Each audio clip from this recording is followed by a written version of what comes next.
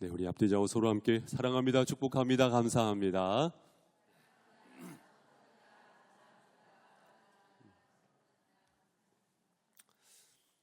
여러분 어떻게 초복, 중복 잘 보내셨는지요? 그리고 이제 말복을 앞두고 있는데요. 어떻게 삼계탕 많이 드셨습니까? 예, 우리가 음식을 먹으면 참 몸에 에너지가 생기지 않습니까? 그런데 그런 생각을 좀 해보게 됩니다. 몸에 좋은 음식, 그리고 또한 맛있는 음식을 우리가 먹는데 배출을 하지 못한다고 한다면, 그렇죠, 얼마나 이 안타까운 일 아니겠습니까? 참고적으로 잘 알고 계시겠지만 이 다시마가 그렇게 좋다고 하더라고요. 사과가 그렇게 좋고 바나나가 그렇게 좋다고 하더라고요. 물론 이렇게 맹물, 생수 이상 좋은 것은 또 없지만, 배출을 하지 못한다고 한다면은 하나의 질병의 원인, 만병의 원인이 될 것입니다. 그래서 이런 생각을 해보게 됩니다. 버릴 것은 버리자. 한번 여러분 따라해 보세요. 버릴 것은 버리자. 예, 그것이 좋습니다. 이 과수원에서도요, 가을이 되면은 나무가 잎사귀를 다 떨어버린다고 하죠.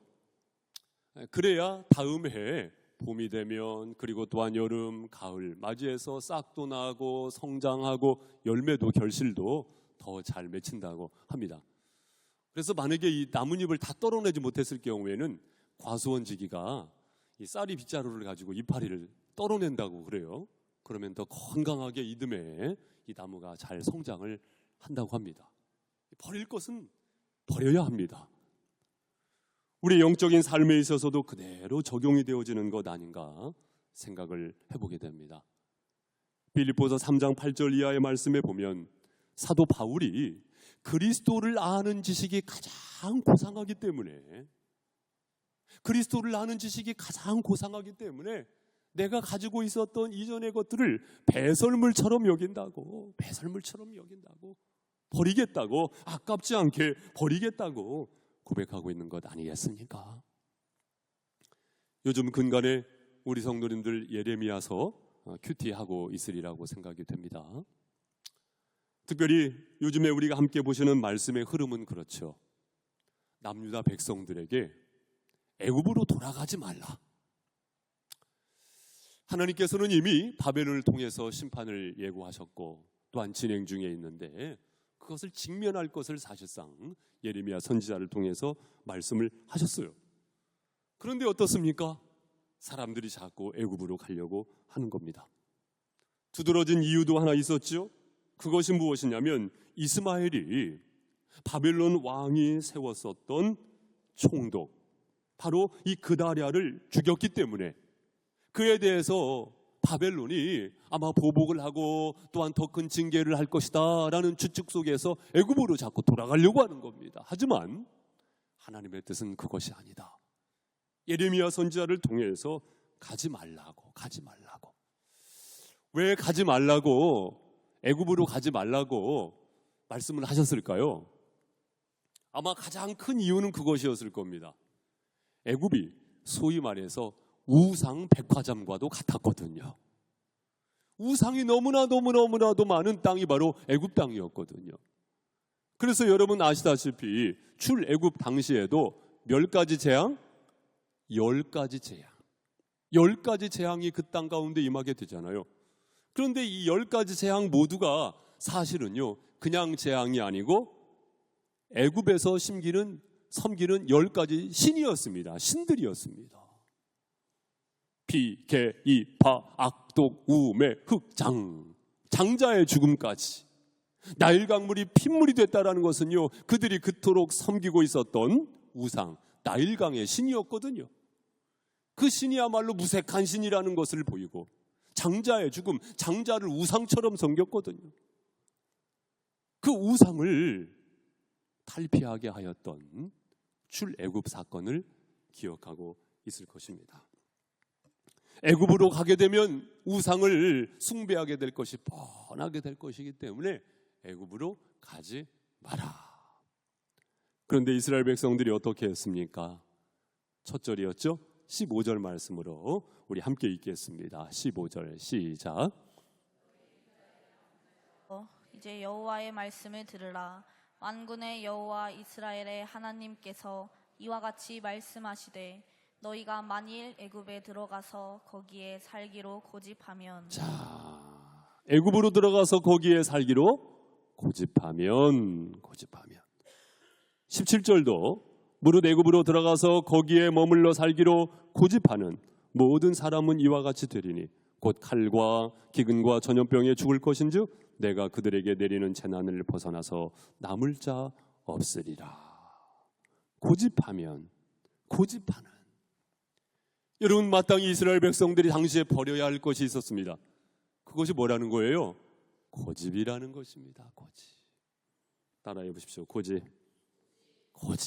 하나님께서 말씀하셨는데 완강하게 고집하는 그것을 버려야 한다는 것입니다.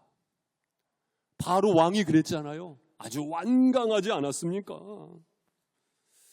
물론 이 고집이라는 것이 긍정적인 측면도 있어요. 고집이 있는 사람이 또 뭔가 해내더라고요. 그런데 여러분, 그 해내는 것이 내 정욕을 해내기보다 하나님의 뜻을 해내실 수 있기를 바랍니다. 그러기 위해서는요, 내 고집이 꺾여야 돼요. 내 고집을 의도적으로라도 꺾어야 합니다. 믿음의 사람이라고 한다면 하나님께서 말씀을 주셨을 때에, 하나님께서 선한 마음을 품게 하셨을 때에, 내 고집을 꺾을 때에 우리는 비로소 하나님께서 원하시는 믿음의 삶을 열어갈 수가 있는 것이죠. 마태복음 4장 20절 말씀도 보면은 우리 예수님께서 베드로와 안드레를 부르셨죠. 그때가 언제냐면요, 그물을 던지는 것을 보시니, 베드로와 안드레가 그물을 던지고 있었다 그 말이에요. 그때 우리 주님께서 나를 따라오너라, 내가 너희를 사람 낚는 어부가 되게 하리라 부르셨어요. 그때 그들이 곧 그물을 버려두고, 무엇을 버려두고? 그물을 버려두고 예수를 따르니라. 그냥 따른 것도 아니고요, 그물을 버려두고 예수님을 따랐다. 여러분, 그물은요 그냥 그물이 아니잖아요. 베드로가 평생 동안 지켜왔었던 자존심이라고 말할 수도 있겠고, 자부심이라고 말할 수도 있겠고, 어쩌면 자랑이라고 말할 수도 있겠고, 사실상 자기 자신이라고 말할 수도 있겠죠. 그것을 버려두고 예수를 따르니라. 그냥 그것 가지고도 따를 수 있었겠지만 주님의 방법은 그것 아니잖아요. 그것을 버려두고 그 방법이 아닌 주님의 방법으로 따를 것을 말씀하신 것 아니겠습니까? 여러분은 어떻습니까? 과연 그 고집을 버릴 수가 있는지요? 내가 주님 앞에 여전히 붙잡고 있는 고집은 어떤 것이 있습니까? 그것을 버릴 때 비로소 주님께서 맡겨주신 십자가가 보이게 될 겁니다. 주님 말씀하셨잖아요. 아무든지 나를 따라오려거든 자기를 어떻게 하고? 부인하고 제 십자가를 지고 나를 따를 것이니라. 제자도거든요. 주님께서 맡겨주신 진짜 십자가는 언제 보입니까? 자기를 부인할 때. 오늘 말씀의 단어를 사용하자고 한다면 그 고집을 내려놓을 때. 어떻게 여러분 고집 세십니까? 그런 말이 있더라고요. 산 김씨 세 분이 죽은 최씨 한 사람을 못 당한다. 최씨 세 명이 강씨 한 사람을 못 당한대요. 강씨 세 명이 안씨 한 사람을 못 당한대요. 안씨 분들 무서운 분들이세요. 그런데 뭐 안씨가 되셨던, 강씨가 되셨던, 최씨가 되셨던, 김씨가 되셨던, 이씨가 되셨던, 박씨가 되셨던, 사실 고집 없는 사람이 어디 있습니까? 고집 없는 사람이 어디 있어요? 그런데 그 고집으로 주님을 따르는 것이 아니고 그 고집을 사실상 내려놓고 버리고 주님을 온전히 따를 수 있는 우리가 되어야 하겠습니다. 목사님 마음만 그래봐요. 나는 내 고집 지켜갈 테요. 그 고집을 내려놔야 됩니다. 그 고집을 내려놔야 돼요. 우리의 심령이 딱딱한 막대기 같은 심령이 아니고 뽀송뽀송한 봄비를 맞은 텃밭 같은 그러한 심령이 될 필요가 있어요. 사랑하는 성도 여러분, 바로 그 고집을 내려놓아야 합니다. 그것이 사소한 것으로부터 시작이 되어야 할 것입니다. 그 사소한 것은 큰 결과를 낳을 수가 있습니다.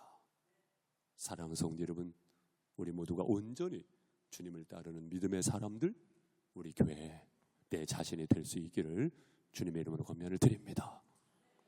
또한 우리가 버려야 할 것이 무엇이 있을까요? 19절 말씀, 우리 성도님들 19절 크게 읽어보세요. 시작. 유다의 남은 자들아, 여호와께서 너희를 두고 하신 말씀에 너희는 애굽으로 가지 말라 하셨고 나도 오늘 너희에게 경고한 것을 너희는 분명히 알라. 아멘. 유다의 남은 자들아. 예레미야 선지자를 통해서 하나님께서는 말씀하시잖아요. 유다의 남은 자들아. 그렇죠. 어쩌면 흩어질 대로 흩어졌을 겁니다. 하지만 남은 자들이 있었다, 그 말씀이에요. 오늘 첫 절이었던 15절에도 너희 유다의 남은 자여, 남은 자여. 여러분, 우리가 성경을 보면 알다시피 역사가 기울어질 때마다 하나님께서는요, 그 남은 자들을 통해서 새 일을 일으켜 오셨습니다. 잘 알다시피 이사야서 6장 13절 말씀도 그 중에 10분의 1이 아직 남아있을지라도 이것도 황폐하게 될 것이나 밤나무리와 상수리나무와 베어임을 당하여도 그 구루터기는 남아있는 것 같이 거룩한 씨가 이 땅에 구루터기니라. 잘려진 밑둥을 통해서 새로운 새싹이 일어나고 또한 그것이 모여지면 울창한 숲을 비로소 이루게 되듯이 남아있는 자들을 통해서 하나님의 예비하심과 하나님의 섭리하심을 이루어가기를 원하셨던 것입니다. 여러분, 우리도요 이것을 알아야 합니다. 남은 자 의식을 가지고 있어야 한다, 그 말씀이에요. 여러분, 하나님의 기대, 따라해 보세요. 하나님의 기대. 우리 모두는 하나님의 기대인 줄로 믿습니다. 하나님께서 우리를 향하여서 기대하고 계시다, 그 말씀이에요. 그런데 그 기대를 저버려요. 누구처럼? 누가복음 15장 말씀에 보면 탕자처럼 아버지의 기대가 있잖아요. 그런데 그 기대를 저버리고 딴 데로 가버려요. 여러분, 그 태도를 우리는 버려야 합니다. 하나님께서는 우리를 향하여서 기대하고 있으세요. 사랑하는 성도 여러분, 못생긴 소나무가 산을 지킨다, 이런 말이 있죠. 그 소나무가 지키는 산은 보통 산이 아니에요. 하나님께서 예비하시고 섭리하시는 놀라운 섭리하심, 그것을 이루어갈 수 있도록 하나님께서 여러분 한 분 한 분을 향하여서 기대하고 있으니 사랑하는 성도 여러분, 그 기대를 저버리는 그 태도를 버리실 수 있기를 바랍니다. 그래서 지난주에도 말씀드렸지만 자신을 많이 격려해 주세요. 거울을 보시면서 이렇게 머리를 빗으실 때도, 화장을 톡톡톡톡 하실 때도요, 자신을 많이 위로해 주시고 격려해 주시고 축복해 주세요. 왜냐하면 여러분은 하나님의 기대이시기 때문에 하나님께서 나를 통해서 기대하고 계십니다. 다시 일어설 수 있는 줄로 믿습니다. 다시 회복될 수 있는 줄로 믿습니다. 다시 부흥될 수 있는 줄로 믿습니다. 우리 옆에 분에게 한번 말씀해 주세요. 성도님은 하나님의 기대이십니다. 시작. 아멘, 아멘. 하나님께서 기대하고 계세요. 주중에 중고 청년들 수련회를 함께 하면서 아이들 한 사람 한 사람이 얼마나 귀한지 하나님께서 기대하고 계세요. 하나님께서 그들을 통해서, 하나님께서 그를 통해서 위대한 일을 시도하기를 원하십니다. 여러분, 위대한 일을 기대하실 수 있기를 바랍니다. 하나님께서 앞서 행하시고 하나님께서 함께 하시고 하나님께서 여러분을 친히 인도해 가실 줄로 믿습니다. 마지막 세 번째로 20절 말씀, 우리 42장 20절 말씀 함께 읽습니다. 시작. 너희가 나를 너희 하나님 여호와께 보내며 이르기를 우리를 위하여 우리 하나님 여호와께 기도하고 우리 하나님 여호와께서 말씀하신 대로 우리에게 전하라. 우리가 그대로 행하리라 하여 너희 마음을 속였느니라. 너희 마음을 어떻게 하였느니라? 속였느니라. 속였느니라. 너희 마음을 속였느니라. 참 안타까운 일이에요. 너희 마음을 속였느니라. 이 말씀은 무슨 말씀이냐면, 여러분이 읽기 보셨겠지만 42장 2절에 보면 선지자 예레미야에게 이르되 당신은 우리의 탄원을 듣고 이 남아있는 모든 자를 위하여 당신의 하나님 여호와께 기도해 주소서. 누구의 말이냐면요, 유다 백성들.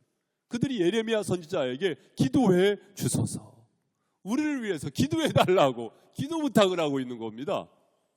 그리고요 5절 말씀에 보면 그들이 예레미야에게 이르되 우리가 당신의 하나님 여호와께서 당신을 보내사 우리에게 이르시는 모든 말씀대로 행하리이다.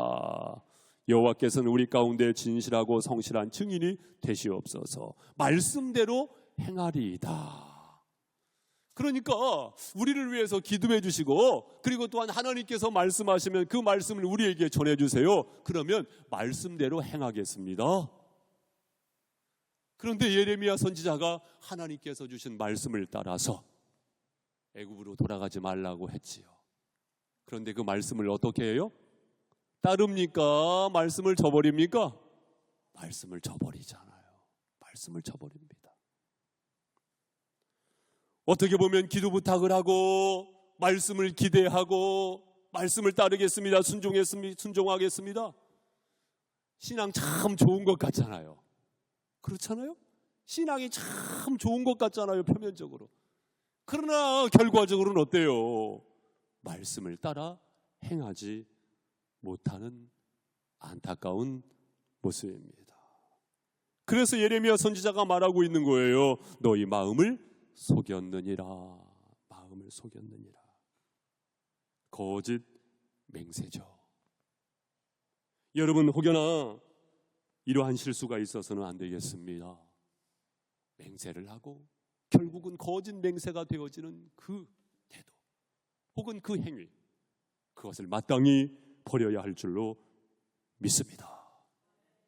하나님께서 나를 보지 못하시겠지. 그렇지 않아요. 하나님께서 뚜렷하게 보고 계세요. 하나님께서 듣지 않고 계시겠지. 그렇지 않습니다. 하나님께서 뚜렷하게 듣고 계십니다.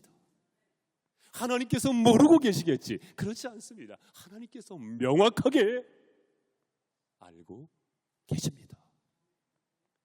그럼에도 불구하고 눈 가리고 아웅하듯이 거짓 맹세를 하는 결과가 되어진다면, 물론 인간인지라 한 번, 두 번 있을 수도 있겠지요. 완벽한 인간이 어디 있겠습니까마는 그 거짓 맹세가, 그 거짓말이 반복되어져서는 안 되겠다, 그 말씀입니다. 여러분, 무엇이든지 간에 누적되지 않아요? 누적. 선한 행위도 누적이 되지요. 한 번, 두 번은 표시가 안 나는 겁니다. 그러나 누적이 되면 언젠가 열매가 맺혀집니다. 거짓 맹세도 마찬가지입니다. 거짓말도 마찬가지예요. 저는 성도 간의 관계성 속에서, 동역자 간의 관계성 속에서 가장 안 좋은 것은 거짓말이라고 생각합니다. 사랑하는 성도 여러분, 우리 모두가 믿음의 사람으로서 하나님 앞에 정직하며 또한 투명하며 이러한 진정한 사랑의 관계성이 이어져 나가고, 또한 하나님 앞에서 그 정직한 영성을 쌓아갈 수 있기를 주님의 이름으로 권면을 드립니다.